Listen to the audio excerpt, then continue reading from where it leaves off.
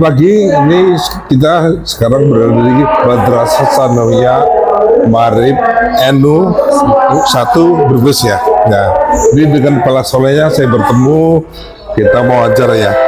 Nama lengkap siapa? Nama lengkap? Nama lengkap Abdul Mufti. Abdul Mufti. Tahun ini jumlah kelulusan berapa? Untuk kelulusan anak-anak dari MTS Ma'arif N1 Brebes tahun pelajaran 2024-2025 itu sebanyak 194 siswa. 194 ya.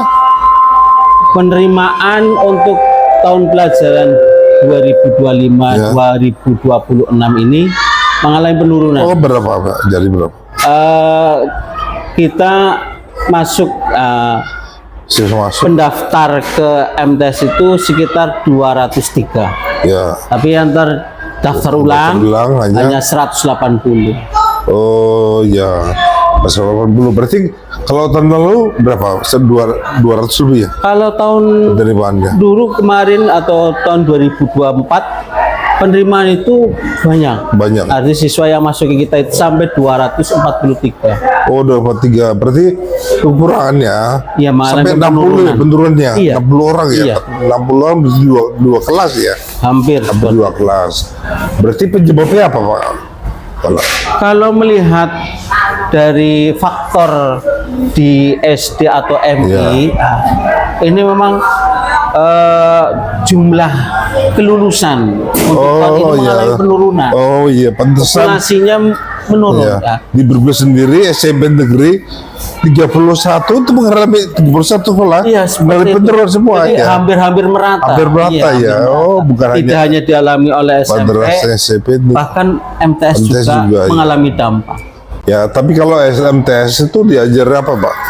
Ya, ada ajarin apa? Kalau di Agama. MTS, khususnya di MTS Ma'arif NU 1 Brebes, di samping materi pelajaran umum Oh ya. yang terkait dengan eksat, bahasa, seni, dan juga sejarah, kita juga mengajarkan pendidikan agama Islam tapi secara spesifik. Artinya tidak hanya secara umum, dibagi dengan mata pelajaran Al-Quran Hadis, mata pelajaran akidah akhlak, mata pelajaran sejarah kebudayaan Islam, dan mata pelajaran fikih. Ditambah ada bahasa Arab. Kemudian ke-NU-an atau aswaja. Kemudian ada BTQ, baca tulis Qurannya. Iya. Di samping itu juga keterampilan agama. Oh iya, Masya Allah. Jadi hebat sekali ya, semuanya lulus dari sini dibentengin dengan agama ya. Iya. Begini Mbak, sekarang ya banyak sekali pelajar yang terlibat tawuran, bahkan seks bebas, narkoba, dan obat-obatan daftar G. Bagaimana pencegahannya menurut Bapak? Menanggulangi dan mengantisipasi istilahnya kenakalan remaja dan juga pergaulan bebas.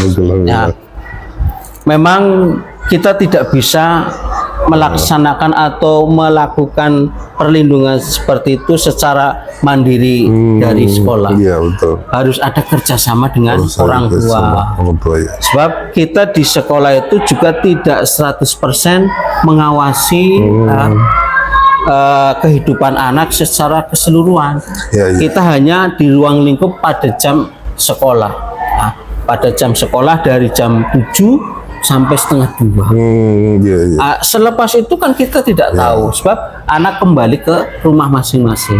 Dan itu perlu kerjasama dengan orang tua agar saling mengawasi, sehingga hal-hal yang negatif, baik itu dalam pergaulan, lingkungan, teman dan sebagainya, ataupun terjadi kegiatan-kegiatan tawuran atau geng dan sebagainya, ini bisa terpantau. Kita walaupun secara tanggung jawab berlaku hanya jam 7 sampai jam setengah 2 di madrasah, tapi secara tidak terikat atau tidak tertulis, ketika anak-anak ada yang terjadi hal-hal di luar itu, kegiatan sekolah, tetap turun tangan ya. turun Aduh, hebat tangan. ya. Iya. Karena apa? Keterlibatan itu kan orang tua kadang-kadang tidak tahu. Iya, tahu ya. Pihak umpama kepolisian ya yang kemudian istilah menjaring rahasia, kemudian ada di antara yang terdapat anak kita, otomatis akan menghubungi madrasah. Untuk apa? Agar bisa menghubungi orang tua, orang tua agar ke kepolisian seperti itu. Nah, kalau di Brebes ya mungkin biasa dengan moyoki lah, ini moyoki. Nah, kalau di luar itu dikatakan bullying. Nah, bagaimana sesama siswa itu nggak saling mau bullying ya? Bullying itu bagaimana pencegahannya? Dalam pencegahan bullying atau perundungan, perundungan. Kita itu memang sering sosialisasi, sering pendekatan, sering adanya semacam kesepakatan. Oh iya.